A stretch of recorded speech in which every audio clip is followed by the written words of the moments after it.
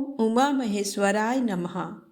आप सभी का हमारे YouTube चैनल पर हार्दिक स्वागत है। आज सुने शिव महापुराण में आगे की कथा। ब्रह्मा जी कहते हैं, हे नारद, तत्पश्चात हिमालय और मैना देवी भगवती और शिव जी के चिंतन में लीन रहने लगे।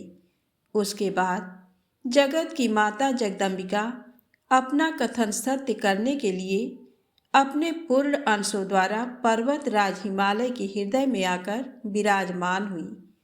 उस समय उनके शरीर में अद्भुत एवं सुंदर प्रभा उतर आई। वे तेज से प्रकाशित हो गए और आनंद हो देवी का ध्यान करने लगे। तब उत्तम समय में गिरिराज हिमालय ने अपनी प्रिया मैना के गर्भ में उस अंश को स्थापित कर दिया। मैना ने हिमालय के हृदय में विराजमान देवी के अंश से गर्भ धारण किया। देवी जगदम्बा के गर्भ में आने से मैना की शोभा व कांति निखर आई और वे तेज से संपन्न हो गई। तब उन्हें देखकर हिमालय बहुत प्रसन्न रहने लगे। जब देवताओं सहित श्री हरि और मुझे इस बात का ज्ञान हुआ तो हमने देवी जगदम्बिका की बहुत स्तुति की और सभी अपने अपने धाम को चले गए। धीरे धीरे समय बीतता गया। 10 माह पूरे हो जाने के पश्चात देवी शिवा ने मैना के गर्भ से जन्म ले लिया। जन्म लेने के पश्चात देवी शिवा ने मैना को अपने साक्षात रूप के दर्शन कराए। देवी के जन्म दिवस वाले दिन बसंत ऋतु के चैत्र माह की 9वीं तिथि थी। उस समय आधी रात को मृगशिरा नक्षत्र था। देवी के जन्म से सारे संसार में प्रसन्नता छा गई। मंद मंद हवा चलने लगी। सारा वातावरण सुगंधित हो गया। आकाश में बादल उमड़ आए और हल्की हल्की फुहारों के साथ पुष्प वर्षा होने लगी। तब माँ जगदम्बा के दर्शन हेतु विष्णु जी और मेरे सहित सभी देवी देवता गिरिराज हिमालय के घर पहुँचे। देवी के दर्शन कर सबने दिव्य रूपा महामाया मंगलमयी जगदम्बिका माता की स्तुति की। तत्पश्चात सभी देवता अपने अपने धाम को चले गए। स्वयं माता जगदम्बा को पुत्री रूप में पाकर हिमालय और मैना धन्य हो गए। वे अत्यंत आनंद का अनुभव करने लगे। देवी के दिव्य रूप के दर्शन से मैना को उत्तम ज्ञान की प्राप्ति हो गई। तब मैना देवी से बोली, हे जगदम्बा, हे शिवा, हे महेश्वरी, आपने मुझ पर बड़ी कृपा की जो अपने दिव्य स्वरूप के दर्शन मुझे दिए। हे माता, आप तो परम शक्ति हैं। आप तीनों लोकों की जननी हैं और देवताओं द्वारा आराध्य हैं। हे देवी, आप मेरी पुत्री रूप में आकर शिशु रूप धारण कर लीजिए। मैना की बात सुनकर देवी मुस्कुराते हुए बोली, मैना, तुमने मेरी बड़ी सेवा की है।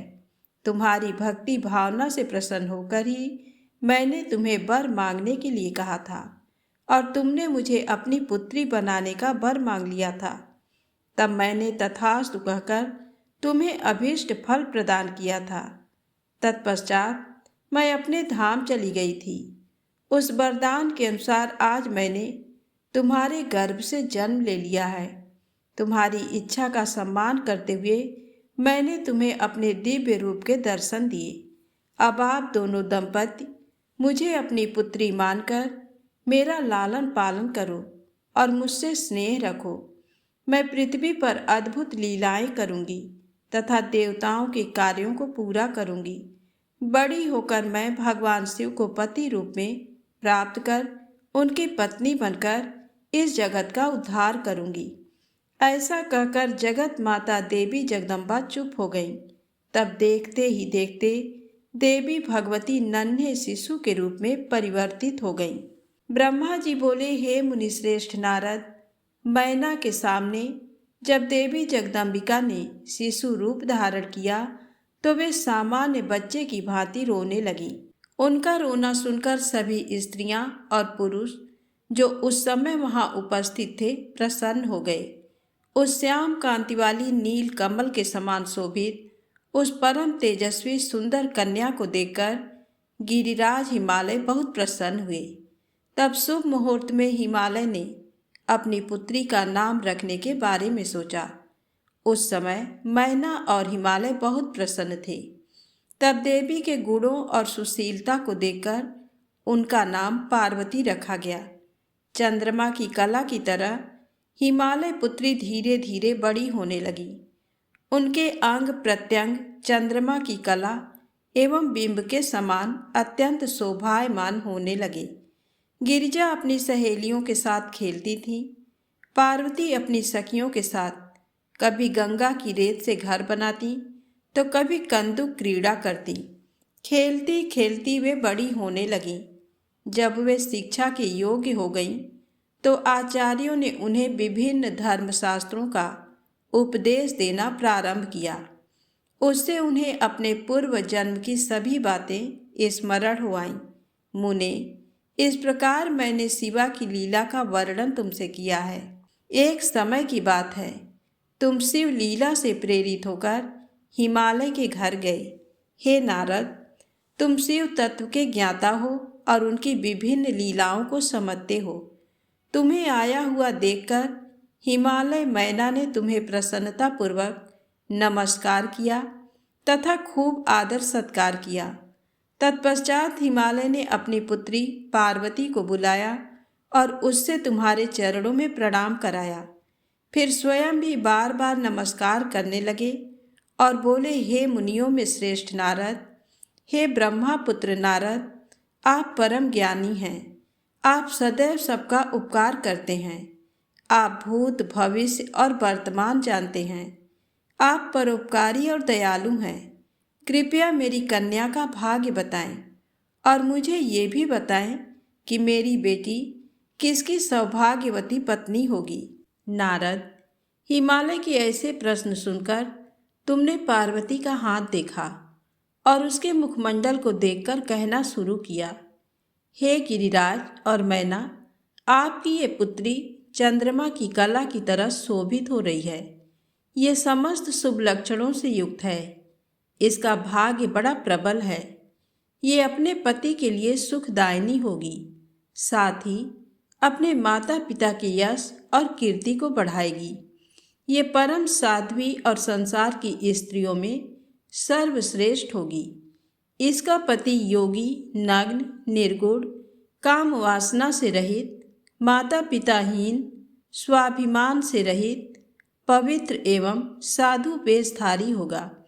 इस बात को सुनकर मैना और हिमालय दोनों दुखी हो गए। पार्वती देवी सोचने लगी कि मुनि नारद की बात हमेशा सत्य होती है।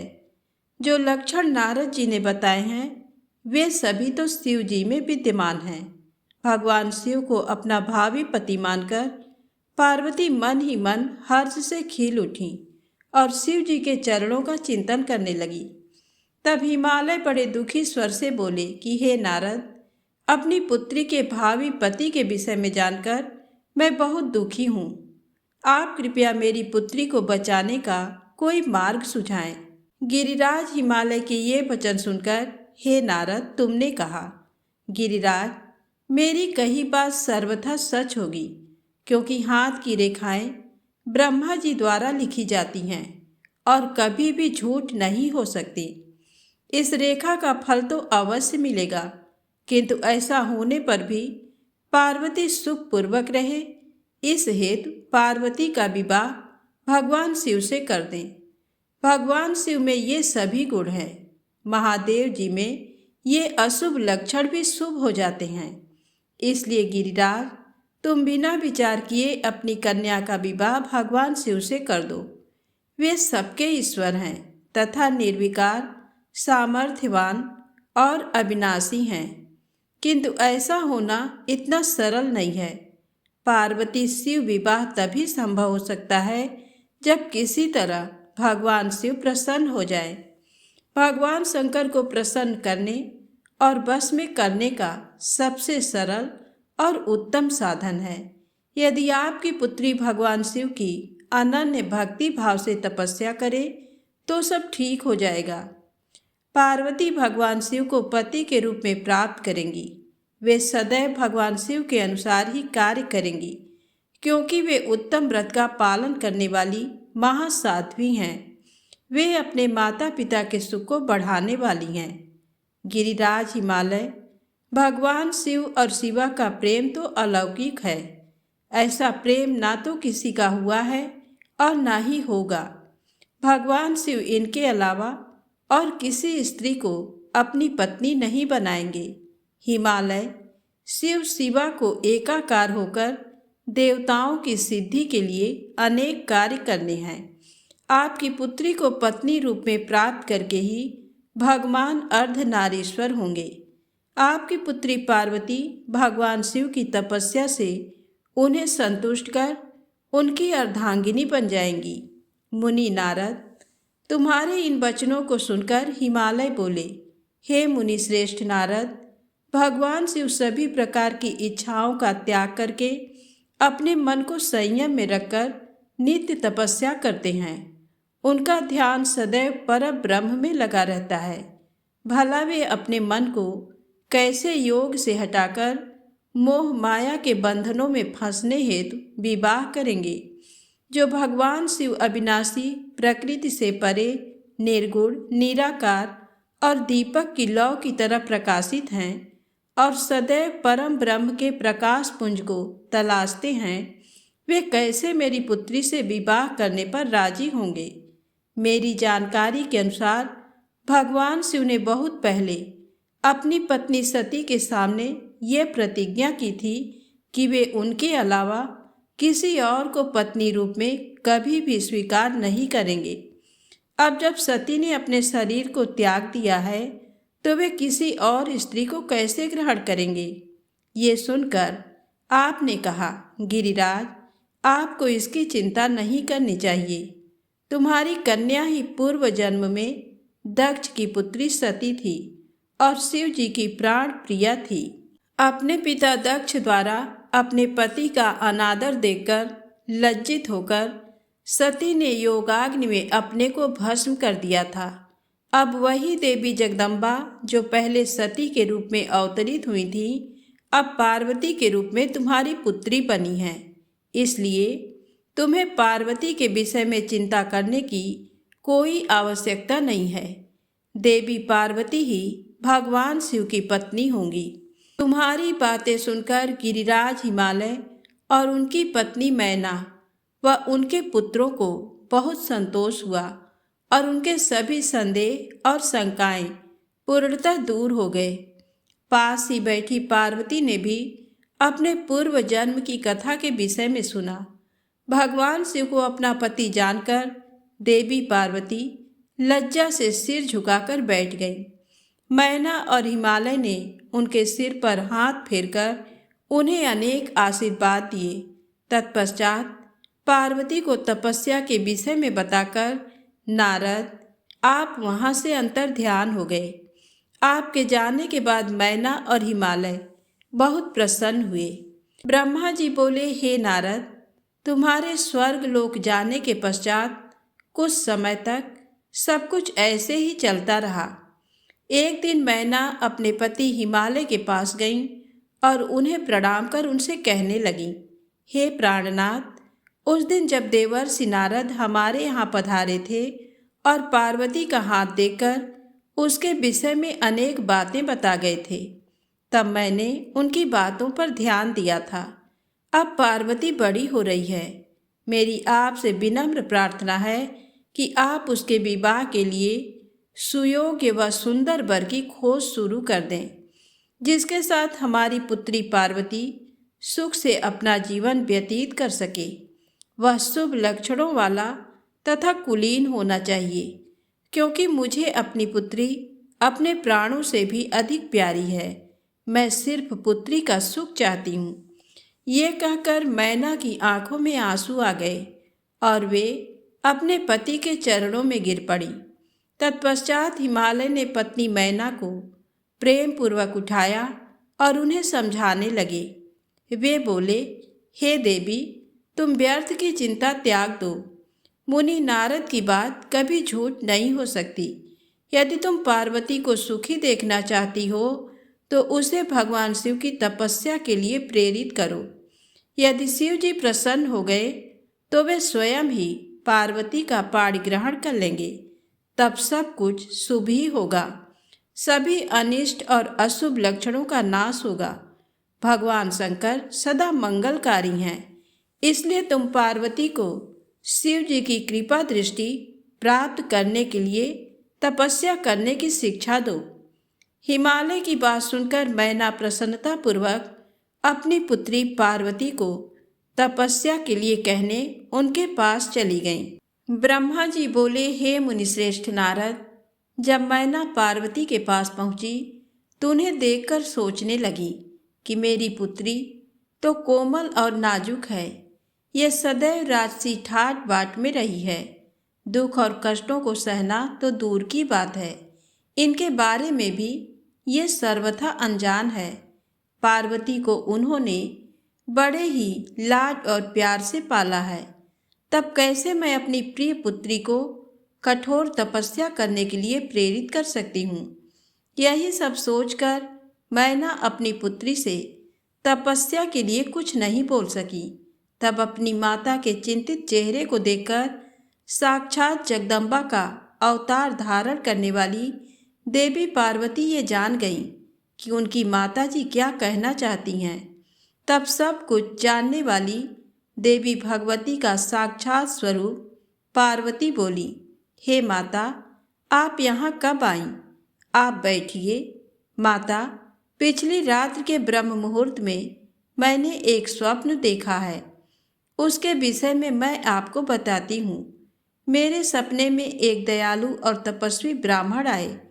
जब मैंने उन्हें हाथ जोड़कर नमस्कार किया तो वे मुस्कुराते हुए बोले कि तुम अवश्य ही भगवान शिव शंकर की प्राण वल्लभा बनोगी, इसलिए उन्हें प्रसन्न करने के लिए उनकी प्रेम पूर्वक तपस्या करो।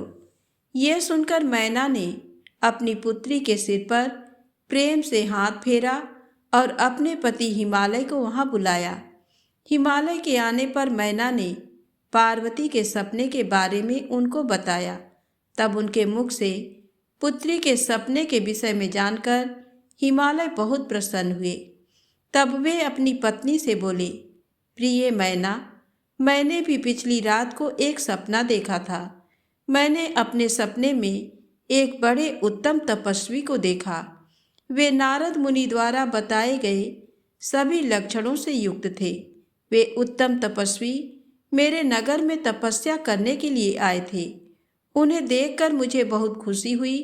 मैं अपनी पुत्री पार्वती को साथ लेकर उनके दर्शनों के लिए उनके पास पहुंचा। तब मुझे ज्ञात हुआ कि वे नारद जी के बताए हुए वर भगवान शिव ही हैं। तब मैंने पार्वती को उनकी सेवा करने का उपदेश दिया, परंतु उन्होंने मेरी बात नहीं मानी। तभी वहाँ सांख्य और वेदांत पर विवाद छिड़ गया।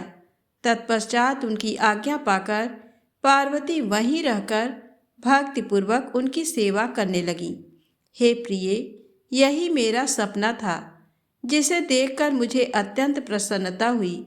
मैं सोचता हूँ कि हमें कुछ समय तक इस सपने के सच होने की प्रतीक्षा करनी चाहिए। ऐसा कहकर हिमालय और मैना उस उत्तम सपने के सच होने की प्रतीक्षा करने लगे। ब्रह्मा जी बोले, नारद, भगवान शिव का यश परम पावन, मंगलकारी, भक्तिवर्धक और उत्तम है। दक्ष यज्ञ से वे अपने निवास कैलाश पर्वत पर वापस आ गए थे। वहां आकर भगवान शिव अपनी पत्नी सती के वियोग से बहुत दुखी थे।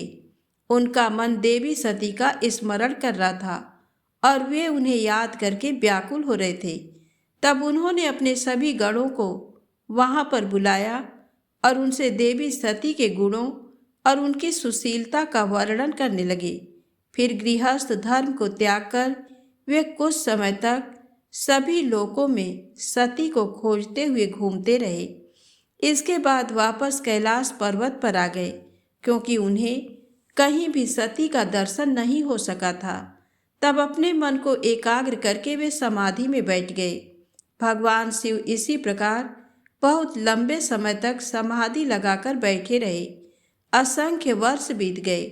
समाधि के परिश्रम के कारण उनके मस्तक से पसीने की बूंद पृथ्वी पर गिरी और वह बूंद एक शिशु में परिवर्तित हो गई। उस बालक का रंग लाल था, उसकी 4 भुजाएं थीं, उसका रूप मनोहर था। वह बालक दिव्य तेज से संपन्न अनोखी शोभा पा रहा था। वह प्रकट होते ही रोने लगा। उसे देखकर संसारी मनुष्यों की भांति शिव जी उसके पालन पोषण का विचार करके व्याकुल हो गए। उसी समय डरी हुई एक सुंदर स्त्री वहां आई। उसने उस बालक को अपनी गोद में उठा लिया और उसका मुख चूमने लगी। तब उन्होंने उसे दूध पिलाकर उस बालक के रोने को शांत किया। फिर वह उसे खिलाने लगी। वह स्त्री और कोई नहीं, स्वयं पृथ्वी माता थी। संसार की सृष्टि करने वाले, सब कुछ जानने वाले महादेव जी ये देखकर हंसने लगे। वह पृथ्वी को पहचान चुके थे। वे पृथ्वी से बोले, हे धरणी, तुम इस पुत्र को प्रेम पूर्वक पालन करो। ये शिशु मेरे पसीने की बूंद से प्रकट हुआ है।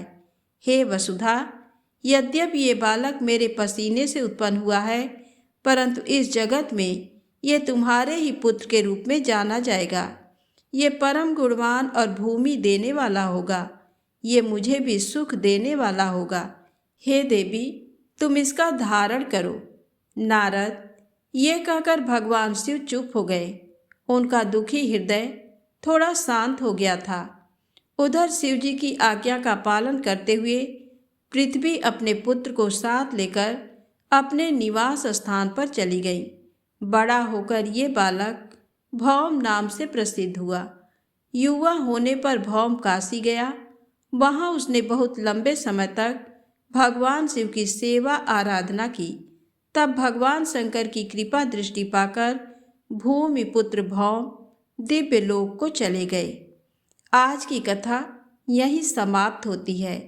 प्रेम से बोलें, शंकर भगवान गौरी माता की जय हो।